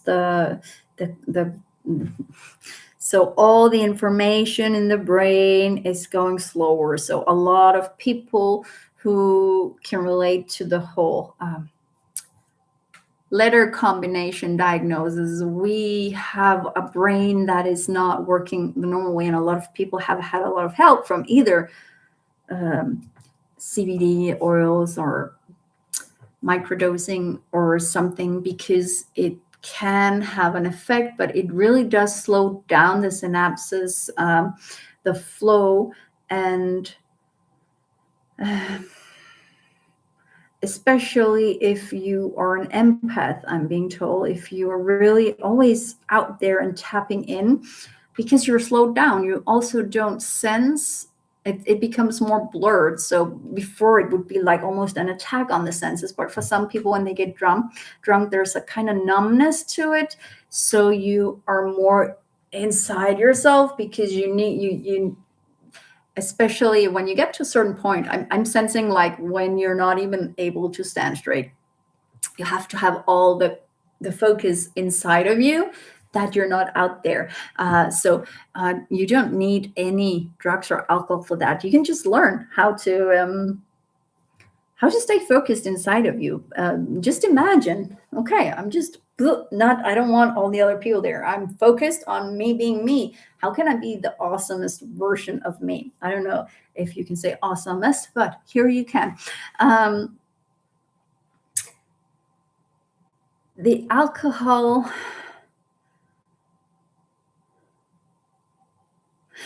They're showing me that, especially now with all these new upgrades that people are having, like some people are more fearful and more worried, and some people are more love and light and let's change the world and we need it. So some will be more light and happy, and others will be more aggressive or depressed. So if you have any inclination towards depression or sadness, it could really be harmful. I would definitely more like have a juice or do something natural. I'm even being shown like I have like lime here for my water, like make it super super sour or acidic, and get that where you get into your body and you experience yourself, your emotions, your energy. Don't numb it, focus it. And some people who use alcohol so that they can be around people who are drunk, do you have to be around them? Could you just maybe inspire others to not drink so much? Like, hey, what if we had a limit and see how much fun we can have and how much money we could save? Or like, there are so many ways to be together with people where alcohol doesn't have to play a role. And I'm, of course, not going to go into all the what's it going to do to your body and how can you become sick and alcoholic and all of that. But I hope this answers your question. And for you especially, I feel like you don't even feel the need for it anymore. Like it's as though your taste buds are changing as well. So you might have preferred, I don't know, maybe a glass of wine or something, but now it's like, it doesn't really taste right. And it's because you're getting to know your body and it's showing you in advance, like, many can relate to, like, if you have a favorite treat, like, oh, a chocolate. Oh, I cannot have like a big bag of it because I have to eat it all. And you're going to get sick. You're going to feel horrible afterwards. But today you don't even buy the big bag because now I know it's not good for me. I mean, I really want it. So you find something small. It's okay to have a small treat every now and then. But that whole, where before your body might crave it or your habits might convince you that you need something, the more you tap into yourself and get to know yourself and work in the energy and the light and the higher frequencies, your body is going to communicate what is good for you and what not. So it's going to be easier to let go of those bad habits.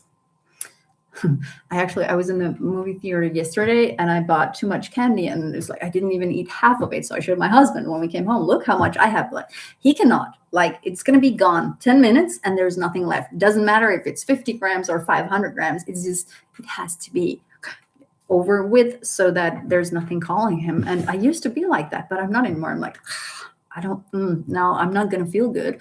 And before it was, oh, I'm not going to feel good, but I was still going to do it. So it's the same with the alcohol. It's any kind of addiction or thing that is numbing us or kind of filling up that empty void. But that void is often from us not sensing ourselves. So that void is, what are they saying? It's a representation of you not being fully you. So if you put some effort into becoming who you are, like pulling yourself in, connecting to your higher self and your purpose and your guides, it's as though you're just going to grow in the energy and fill that empty emptiness with all the love and light that is there for you. And you're going to realize that most of it was always there. You just didn't give it attention, so it was sad. And that can feel like a big void. Yeah. Could be your inner child needs some attention. I hope that was answer enough.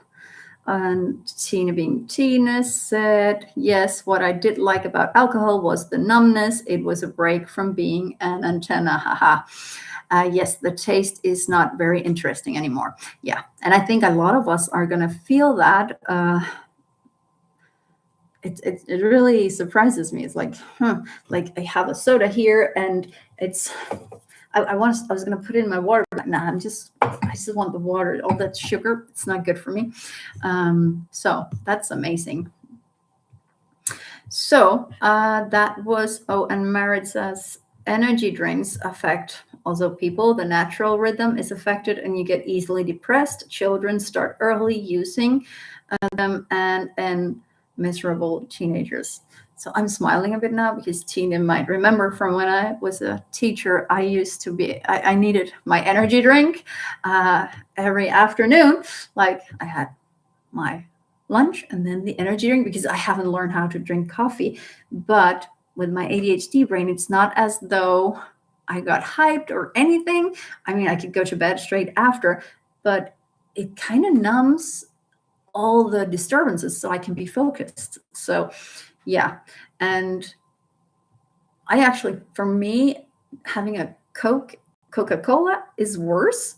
I get all, I can't be in myself with that. It's just too much sugar. And the funny thing is there's the same amount of sugar if you look at the carbohydrates in an energy drink, but for some reason, the Coca-Cola, I feel so bad afterwards. I don't know if it's the coloring in there, but I can drink half a liter of an energy drink, any brand, I think, and not feel bad.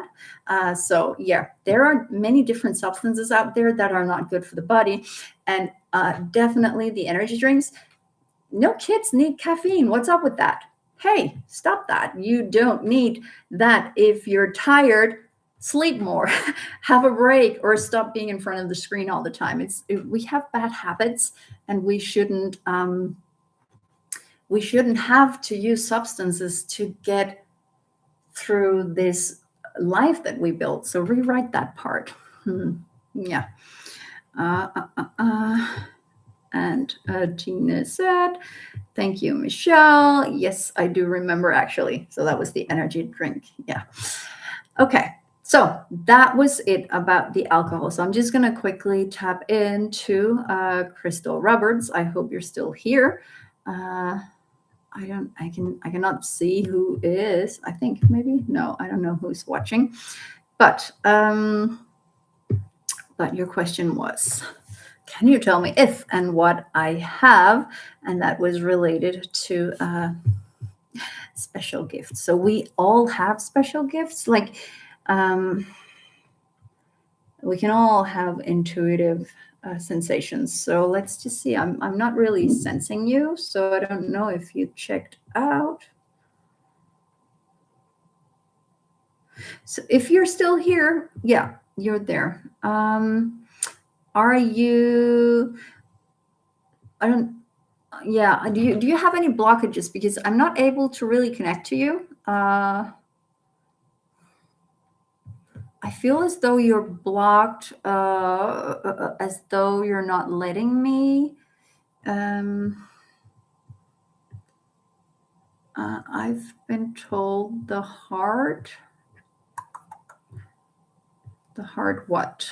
That's the only thing that's in this message. I'm just going to see if I can talk to your higher self to get access to helping you. Oh, it's really, you're so, yeah, I'm seeing I'm seeing what was representative for me was the Harry Potter, like the, what was it called? 9 3/4 or something. The whole, I got a lot going on is what you're saying. Yeah. So there's also like a need. I need to learn this. I need to have this skill. It's as though I'm not getting access to all the things that life has to offer, and I so want to. But there's also the fear of, what if it's just made up? Or so you're open and you're curious, and there's a lot of fear as well, and a lot going on. You're saying,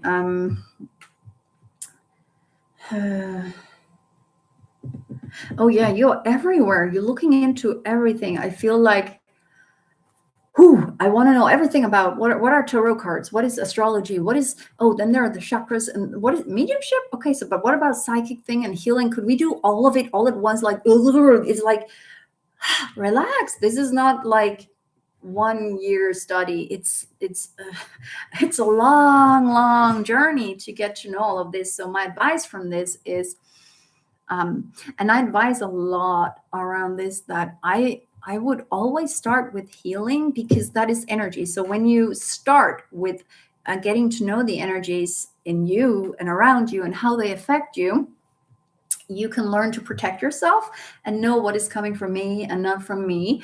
So I would not try to learn about everything all at once.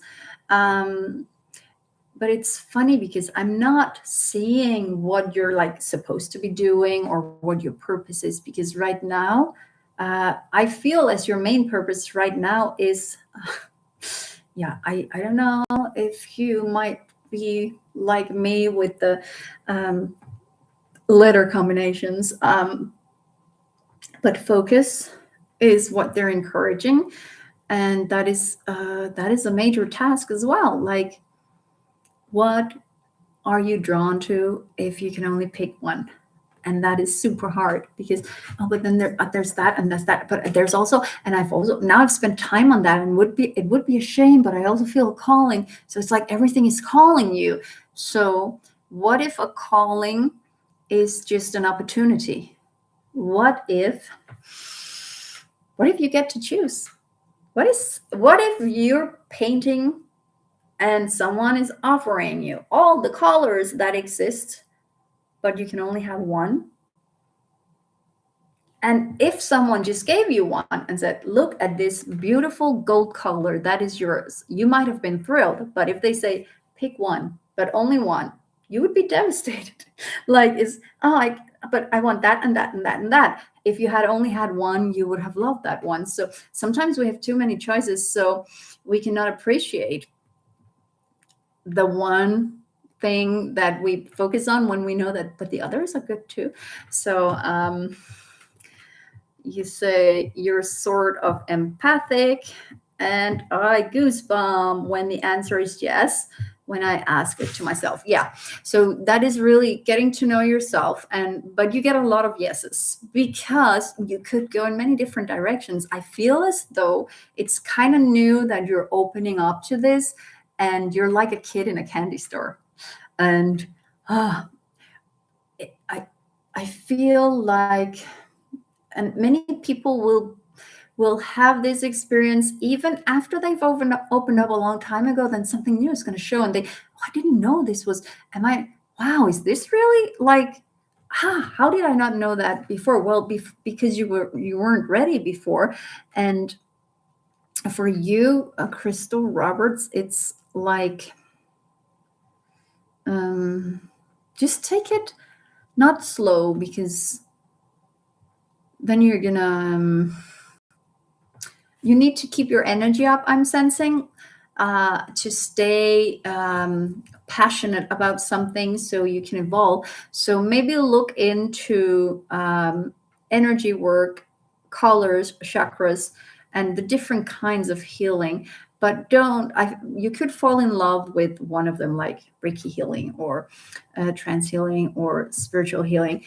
But I feel as though you're meant to take in right now. You're just going to taste it all, get a sense of what it is, and then rely on your own intuition. And don't feel as though you have to be good at something, And don't compare yourself to others is what I'm sensing. So yeah, so you can evolve your psychic abilities to become very fine-tuned, but there's some work on yourself in the regards to uh, who do I actually want to. So not today, but let's say 20 years from now, and I'm looking back, what kind of stories would I love to tell people where I can feel as though I've come far from back then, and I'm really proud of the accomplishments, or how what I did was either an inspiration for myself or others, and I did what was best for me. Because you get so many inputs and impressions from outside. So the more you get to know yourself and learn to shut off what is irrelevant, the easier this journey is going to be for you. But feel free to, I have some videos, psychic abilities development, I think the playlist is called. So I share some tips and tricks and some of my own stories for inspiration. So maybe that can help you. And feel free to come back next time. Oh, it's almost 10 o'clock here in Denmark.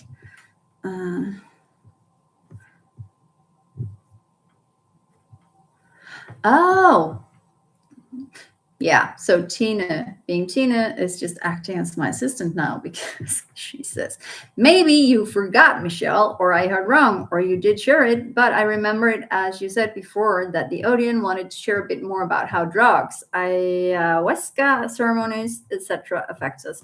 You're right. And so I didn't make it by an hour and a half this time. Maybe next time. I'm just going to quickly ask them to share about this. They gave me some information how things have changed with the drugs and stuff, but I guess I didn't unpack it for you. So I'm just gonna have one of them come in and kind of shut off the live transmission for today. But Crystal, I wish you an amazing journey, and please don't ever feel alone on this. Like, you're welcome back here, and you can ask comments to some of my ask questions to some of my videos, or find some other inspirational people out there, because there are so many of us developing our gifts who have someone will know what you're going through and can understand where you're at.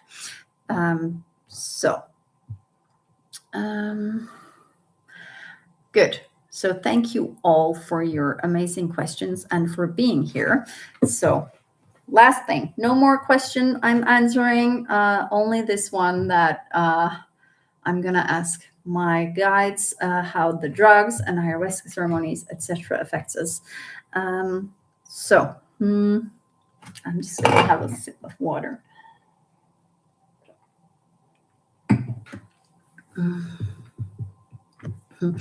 And I'm just gonna read this one because it's Crystal Roberts saying, "Thank you, I appreciate you." Thank you. And I appreciate you and being here and asking questions and helping others to get answers to similar things. Okay. What do we need to know about the different drugs and ceremonies out there?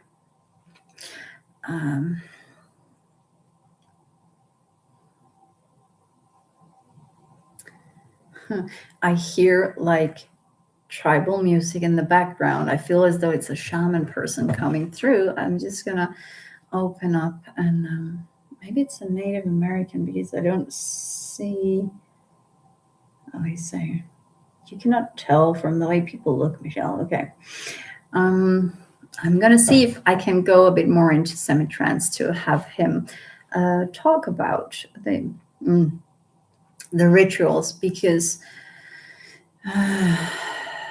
rituals are not what they used to be. So Michelle is still here, but stepping back and allowing him to talk about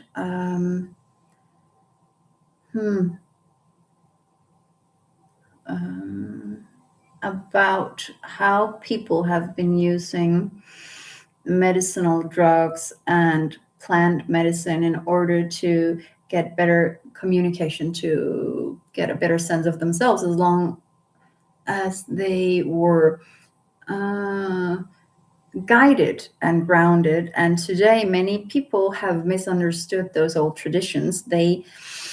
Mm, some people have a sense of superiority, as though they deserve to know, and they need to know. Many are kind of skipping some steps because they want all at once. And sometimes we need to have the steps of learning, of getting to our destination, before knowing all the the steps to take, before knowing what lies ahead. Sometimes the best experiences in being human, it lies in the surprises, and it lies in when we surprise ourselves with what we're able to do and capable of, when we have to make decisions or make choices and do things based on our own inner strength and knowledge, but also knowing our own inner voice, the connection to our higher selves, and the intuition that is always there guiding us. So, without having, let's say, any negative intent with this, I just feel the urge to ask, and for you to think about the answer. Why do you feel a need to numb yourself, or to, let's not say numb, because that is a different need. So, all of these drugs that are used in a ritualistic, ceremonial way used to be of the good, and the energies have changed for that concept as well. They used to be an easy access, like a gateway for us to access the.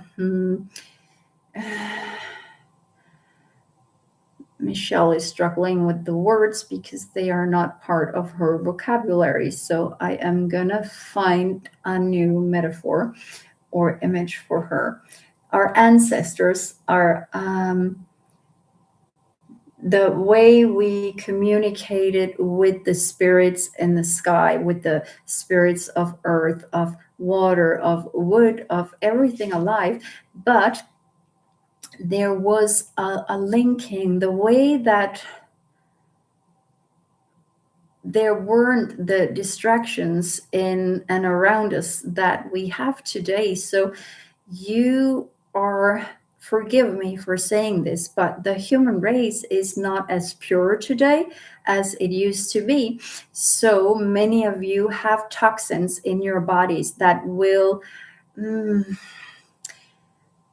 interact or interfere or create imbalances in your body if you participate in the let's say, digestion, or the drinking of, or taking any kind of substances to help you get into an altered state.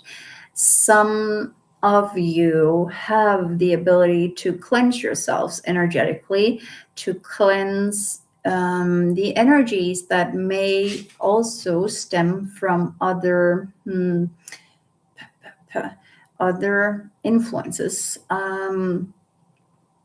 But many of you will have bad experiences, or bad trips, as you call them today, because the plants have also been affected by so many things going on in the ground, in the earth, in the water, the pollution, and the many chemicals that are now a part of being human, and has found its way all around the earth. It's just a completely different experience today. So So this is only the perspective of those ritualistic herbal plants, the ayahuasca, the peyote, and others that you may not have heard of. But there are a few people who are still in possession of some s- mm, specimens of the original plants of unaltered and unaffected specimens of these, let's call it eight. Um, well, so what the main message here is, a very few people will have the ability to help you get into the altered state that many connect to the original tribal way of doing things. But it is still possible to get a lot of experiences that can be beneficial, but most of them is related to purging. Michelle is having a hard time because I am showing her the how people are cleansing themselves and getting rid of old junk in their system. So when we are, let's call it, liberating ourselves from stomach contents in a ceremonial setting as this can be a good way of cleansing yourself energetically to be prepared for the further fine-tuning of your intuitive awareness and your connection to yourself and your guides, because it can today help you eliminate toxins that are not beneficial for your spiritual journey and path. Um, so I have nothing much to say about drugs in general because they are almost always being used as a bad thing to numb yourself or to have a reality escape. And when you're using it to escape reality, it is not doing you anything good, because the best way to escape the current reality is to change it. So that you do that by deciding what you want instead, and then you start creating it, not by numbing yourself from it and thinking that that is going to change anything, because that is only a temporary change. But be the creator and change your own reality by either moving, stepping out of the situation, finding new friends, or a new job, or a new purpose, because you have your ability to walk if you can walk, or to make new decisions. It is up to you. So the numbing thing is just prolonging the ability to create what it is you are actually looking for. And we do not mean this as a way of putting you down or telling you you're doing something wrong, because some of you have had a need to use it to take a break because you're simply not able to pause, and um, and you have used it for that. But nature is really the best alternative here. If we could all just get back to nature, and nature is also inside of you, so be more in tune with yourself than those drugs or whatever it is that may be numbing you. Could be chocolate, could be alcohol, could be binge watching, it could be even your device, always having it to distract you from whatever is troubling you. But as you have realized by now, that just like alcohol and drugs and chocolate, you will also feel bad when you distract yourself with a device where you will be shown fear and a lot of things that aren't beneficial for your system. So you will feel drained and not uplifted if it becomes an addiction. So, yes, that is what we have to say to that. But we always encourage you to follow your intuition. And if you have been numbing it for a while, try to ease it so that you can sense yourself again. And be good to yourself, gentle, and have an understanding for how you ended up in the situation, and try not to end up in the situation again, because you're so much more than that. You are worthy of feeling the love for yourself, from yourself and from us, and to receive it as part of this human existence. And it's not just about love, it's acceptance, and it's the sensation of belonging. And if you're numbing yourself, then how can we show you that we're here? Because you're not able to let us in as other than just annoying flies that you swap away, because you're not able to take in the love that we're here to give you. So be careful not to numb yourself so much that you don't sense all the good that is in you and around you and coming to you all the time. So I thank you so much for allowing me to share this wisdom that I have gathered from my life. And I hope that you can take some of it with you and know that things are changing, and we know that you're always doing the best you can. And some things have changed because it was meant to. Even the pollution that has caused this ancient and previously very important part of how we developed and grew our spiritual abilities, but we're at a different level now. And yes, you probably haven't heard it like this before, but I'm happy I don't have to live in that experience. But it is a pleasure to be watching and supporting you, and I am always eager to share the knowledge that I have from here. So anyone out there in need of advice, you can always ask for one of us, the knowledgeable about those times and how things have changed and what you can gain from it today. So we thank you so much, and we wish you all the best. And maybe I will have the pleasure of being here again another time. So goodbye, and thank you for now. Okay. So Lily said, yes, thanks again so much for this wisdom. Okay. So, Tina being Tina, I hope that answered your question. And now we're over 2 hours. I don't know why it's so hard for me to shut down. It's just, I cannot deny you answers because it's easy for me to get them. And Tina says, wow, thank you. Yeah, you're welcome.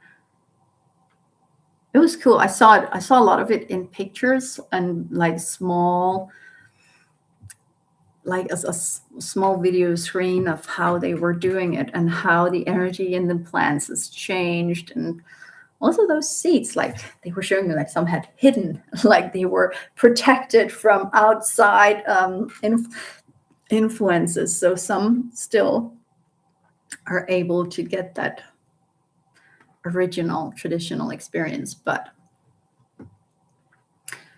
it's not necessary because the energies have changed so much that we can have access to a lot of it ourselves. So all the work, so if you haven't heard it previously, so I was told that all the light work that anyone everywhere around the world, all times from when this earth began or whatever, it has built up energy. So even like people who have, like all the witches who has been burned, and all the everyone who has ever worked from love, compassion, light, trying to be a healer, the wise woman, or the people who have sacrificed for other people to help the good survive, it has built like a light grid around the world that we have all access to now. So nothing is ever wasted or in vain. So even on days where I feel sometimes it's just too much, maybe I can just move somewhere where there are no people and no internet, and then I can just do what I can do from there. But what about all the work I have been doing now? Then that would be wasted. No, because it's still every single thing. Even if I then decide I don't want to do this anymore, all the things I have done has helped all of you access energy easier, and you're all contributing to it, even on the days where you're feeling like, I'm really trying to focus, I'm trying to build up light, but it's not working. And well, you have been building up some light, but maybe you have other expectations. But every single thing we do is helping, and it's supporting, and we're kind of just generating more and more and more, and it's a cool experience. So we don't need, I keep seeing psilocybin. What is it called? This never mind. It's a mushroom thingy. I'm one of those who never, like, I try to walk over the street when there's a red light, and I wait so long that the minute I step out, it's green, and it's like, why can't I only do good things? It's, yeah, but I'm happy I'm like that. But it also makes my knowledge of some of the things out there not so impressive. Yeah, but rather boring than a criminal or one of the cool kids who did a lot of things to impress others instead of doing what was good for them. So I am happy that you were here, and oh my God, 2 hours and 10 minutes. Why is it so hard for me to shut down? I was so tired and my shoulder was hurting, but it's so anyone out there who may have been giving me healing, oh my God, thank you for that. And I'm grateful for all of you. So I hope to see you or read you again next week. And I wish you all the best. So with lots of love from me, Michelle Andresen, and from Odeon. And thanks again for sharing your questions and allowing me to tap into it. And you're welcome, Tina. It's always a pleasure for me as well. So I love you and I wish you well. So bye for now.